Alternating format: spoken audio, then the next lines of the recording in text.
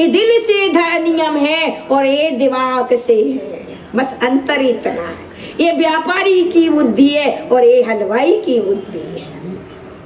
इस मावे में क्या मिलाना है? ये हलवाई की बुद्धि है जो कलाकार करा दे अर्थात नेता बना दे, ये बुद्धि है। ये छेद वाली बुद्धि नहीं है, ये तिरने वाली बुद्धि है। इसमें छेद नहीं है मिथ्यात का, अज्ञान का छेद नहीं है, इसमें ज्ञान का पाठ है। इसलिए एक तिर रहा है और एक डूब रहा है, यही अंतर चल रहा है। तो उसने कहा, चांटा मारा और उसके बाद दोनों गए, अर्थात फिर पेट फूलने लगा। अब वो फूलने लगे तो बीमार पड़ गए। अब डॉक्टर के यहाँ गए। डॉक्टर ने कहा, भाई यदि आपको इसका पाचन करना है तो टैबलेट खाना पड़ेगी। क्या? यदि इसका पाचन करना है तो टैबलेट खाना पड़ेगी। तो वो भाई साहब क्या कहते, यदि पेट में इतनी जगह होती टैबलेट खाने की तो एक पेड़ा और ना खा लेता।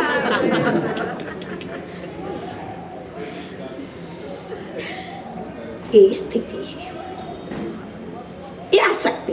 हम बार बार किसी चीज का रिवीजन करेंगे तो हमारी ये आसक्ति उपजेगी, हमारे ज्ञान में ऐसी वृद्धि होगी, उसी को ही जकड़ लेगा। और यदि हम इसको छोड़ देंगे तो फिर सब सहन हो जाएगा। तो चर्चा यहाँ पर चल रही थी कि कभी भी हो अनाज का कभी अपमान नहीं करना। और मैं तो कहूँगी मृत्यु भोज में यदि तुम खाना छोड़ो तो सबसे बेस्टों में बेस्ट है। और यदि नहीं छोड़ पा रहे हो तो कम से कम मीठा मत खाना, नहीं तो हिंसा नंदी कहलाओगे।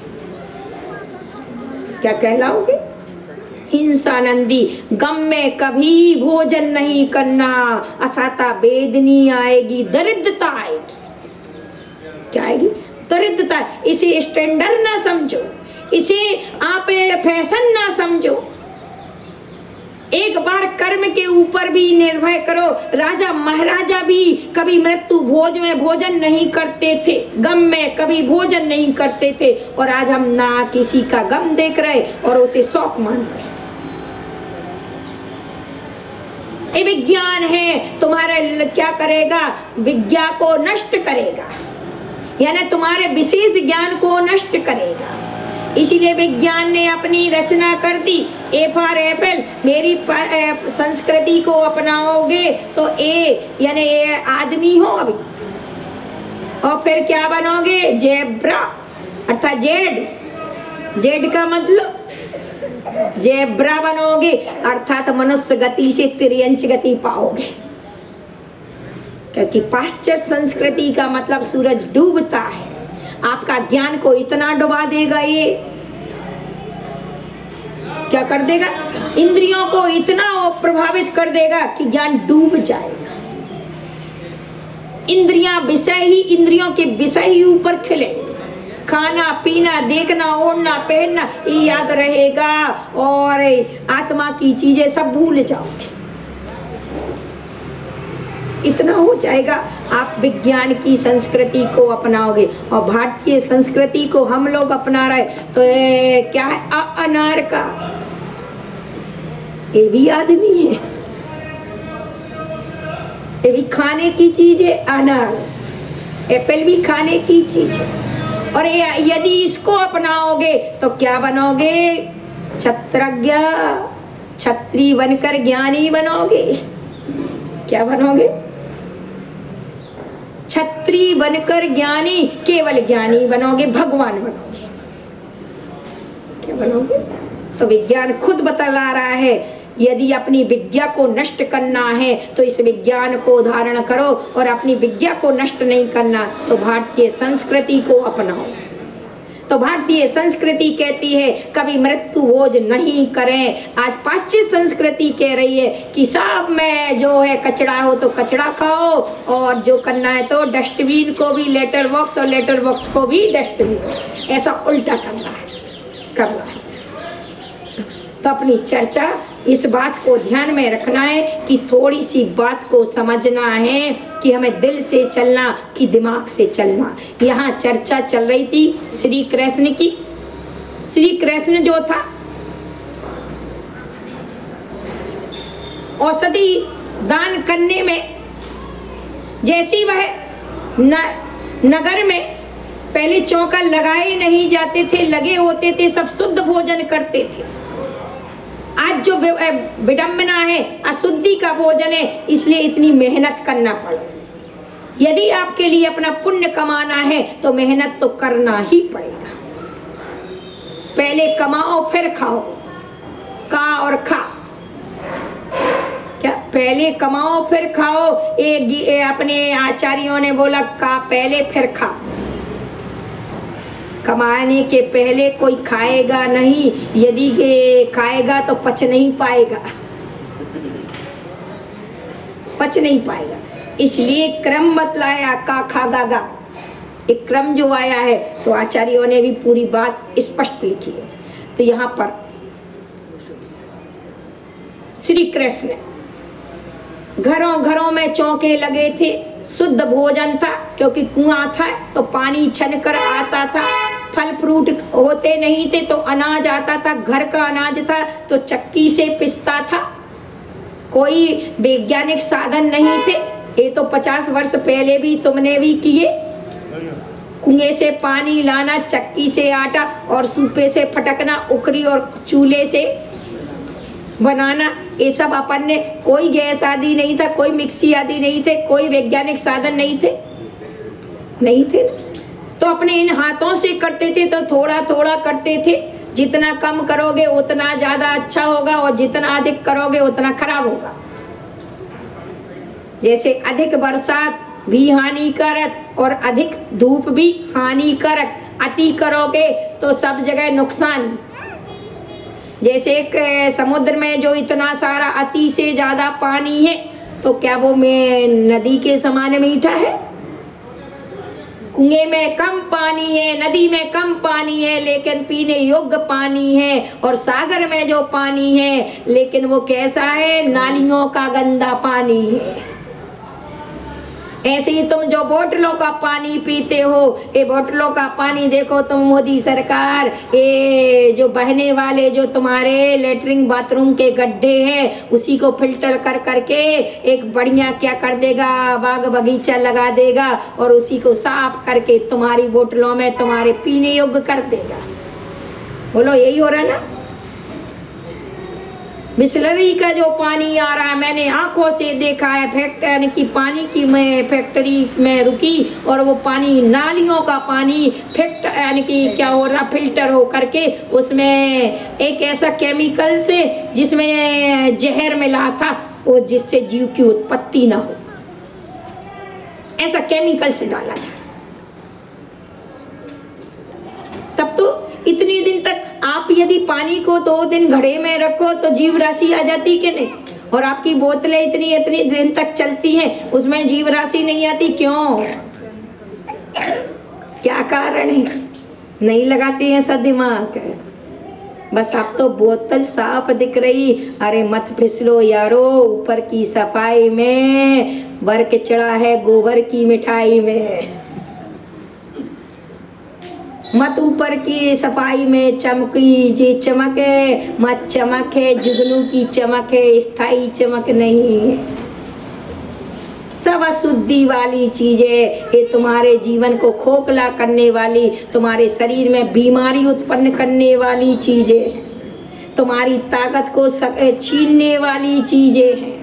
जितने भी विज्ञान में जो सामान बाजार के मिल रहे, उनमें कोई ना सब चीज। देखो आज लौकी मिलेगी, मैं रास्ते से चल रही थी, देखो कितने अच्छे अच्छे अंगूर हैं, और पानी गिर गया। बिहार करके आ रही थी सेठी कॉलोनी में, तो पानी गिर गया, तो मुझे दया आ गई। मैंने कहा देखो इनका कितना नुकसान हो गया।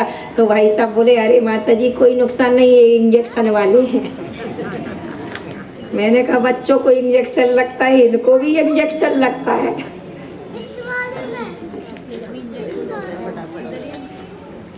तो ये जितने भी आ रहा है, फल आ रहा है, वो कैसे है? बोलो जल्दी से हमें।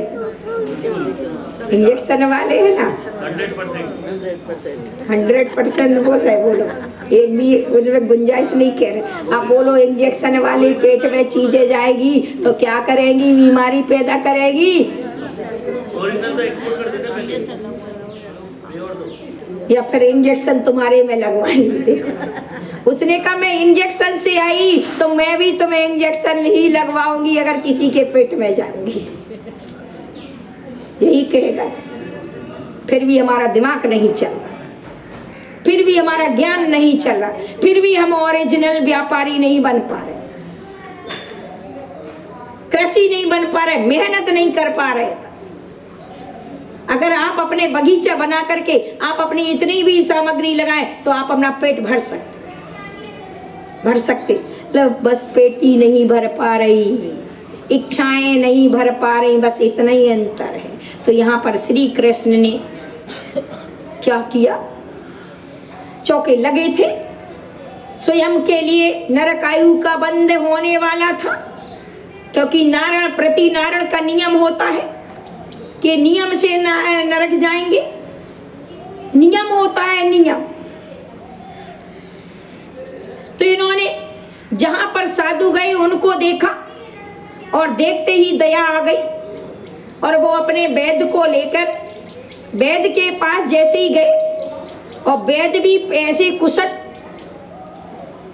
बच्चा तो फिर भी रोता तो पता चल जाता, लेकिन साधु घोड़ा कब बैठता है, जब अति बीमार हो जाता तब बैठता, नहीं तो घोड़ा बैठता नहीं है, ध्यान रखना। इसी प्रकार से साधु कब चेहरे पर उसकी वो होती, अति बीमार हो जाए तब चेहरे पर आए या लेटेगा, नहीं तो लेटेगा। विशेषता है घोड़े की और साधु की। तो यहाँ पर साधु के चेहरे पर हल्की सी सिकन दिख रही थी और कुछ भी नहीं दिख रहा था, और आहार चल रहे थे, और जो जैसे रूप से दे रहे थे चल रहे थे। वैद्य ने ना तो नब्ज देखी, बस चेहरा देखा, चेहरे को देख करके आकर के दूसरे दिन दवा दे दी। श्री कृष्ण ने पूरे गांव में, अब पता नहीं कहाँ पड़गाहन हो जाए। अतिथि का मतलब जिसके आने की कोई तिथि ना हो, और अगर हमें आपसे कहें तिलक नगर वालों से कि आप लोग क्यों नहीं आए, तो आप क्या कहोगे, माता जी हमें कोई ने बताया नहीं, है ना। तो भाई अतिथि का मतलब क्या है, तुम अतिथि कि आने वाला अतिथि, तुम तो यही स्थायी हो ना, आने वाला ही मेहमान कहलाता है, आने वाला ही मेहमान कहलाता है। पर यहाँ तुम अतिथि, तुम मेहमान वाले और वो निवासी बना, आपकी इस भाषा से ये बहाना है। यदि आपको पुण्य कमाना है तो पुण्य की वस्तु के पीछे तुम्हें लगना है, ना कि पुण्य वाली वस्तु को तुम्हारे पाप के पीछे लगना। बोली इसी का नाम कलयुग शब्द क्यों दिया, कलयुग। इस युग में ऐसी सोच वाले आएंगे, क्या होंगे कि पहले टीचर बाद में स्टूडेंट, पहले पुण्य बाद में पाप वाले। यदि पुण्य वाले को दया आ गई तो पाप वाले के लिए बुलाएंगे। ये कलयुग कहलाता, कलयुग।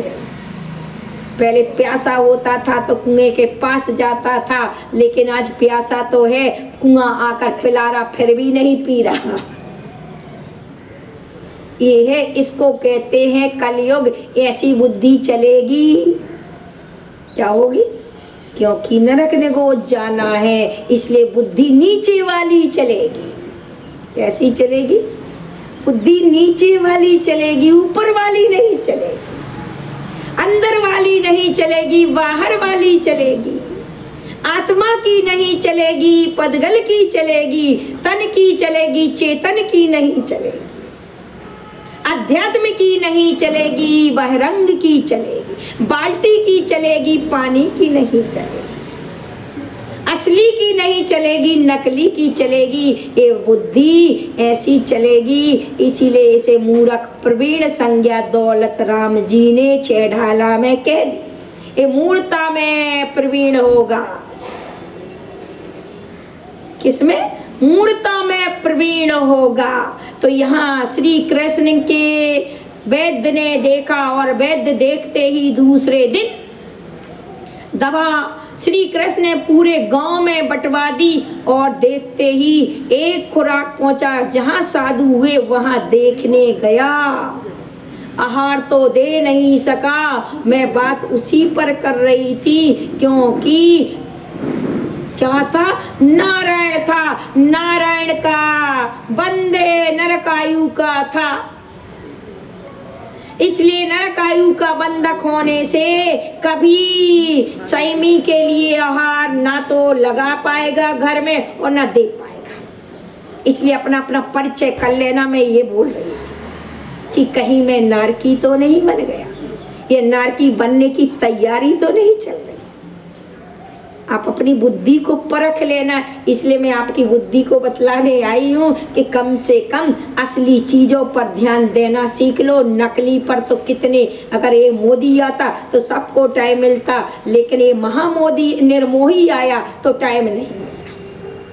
ये अंदर का आया, अंदर की उन्नति वाला आया, उसके लिए टाइम नहीं मिल रहा है। और जो बाहर का आता, कसाय का वर्धन करने वाला आता, मिथ्या का वर्धन करने वाला आता तो टाइम मिल जाता। अपनी अपनी बुद्धि को टटोल लेना। क्या कर लेना? खोज लेना कि आपकी कौन सी बुद्धि है। यहाँ चर्चा चल रही। जैसे ही उसने वैद्य ने दवा दी और उस दवा के प्रभाव से मुनिराज के पेट में दवा जाते ही क्या हो गया? अर्थात रोग निरोगी हो गई, तन पर चमक आ गई जाते ही एक खुराक में। और खुराक जाते ही तन पर जैसी चमक आई तो वैद्य जी को थोड़ा सा लोभ आ गया, फूल गया कि अरे मेरी दवा में इतनी ताकत के निरोगी काया हो गई। अहिम आ गया, अहिम। जैसे हमें थोड़ा सा धन मिला और हम फूल गए तो अपने स्वरूप को भूल गए। ये स्थिति जो अपनी बन रही, मात्र अपने पुण्य के प्रताप से अपन को धन दौलत स्त्री पुत्र सब कुछ मिल गया, इसलिए। और तुलसीदास की लाइनों को भूल गए। अरे संत समागम प्रभु भजन जग में दुर्लभ दोय, सुतदारा और लक्ष्मी पापी के भी होए।